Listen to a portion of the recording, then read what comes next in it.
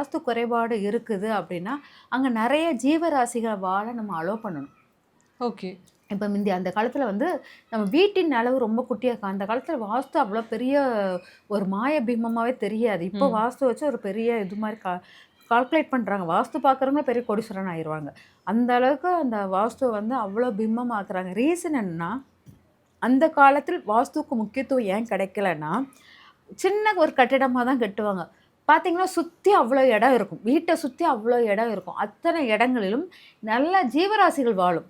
ஆடு, மாடு, கோழி, அப்புறம் பறவைகள், ஒரு மரம் இருக்கும். அந்த மரத்தினுடைய மரத்தில வந்து நெறைய பறவைகள் கத்தும். இந்த உடைய அந்த ஓசைகள் எல்லாமே உங்களுடைய வாஸ்துவ ஃபுல்லா அசைக்கவே முடியாது. ம். எவ்வளவு நெகட்டிவா இருந்தாலும், அந்த கிராமத்து மக்களுக்கு ஒரு வாஸ்துமே தெரியாது. ஆனால் அவங்க வந்து வீட்ல வந்து ஒரு மாடு வந்து கழனி தண்ணி குடிக்கணும்னு சொல்லிட்டு வச்சிருப்பாங்க. ஆடு கட்டி போடுறதுக்கு ஒரு இடம் வேணும்னு வச்சிருப்பாங்க. அப்புறம் கோழி வளர்க்கறதுக்குன்னு வச்சிருப்பாங்க. அங்க எங்க வாஸ்து வந்தது? அங்க வாஸ்துவே கிடையாது. ஏன்னா வாஸ்துவே அதுவே முறிச்சிருது.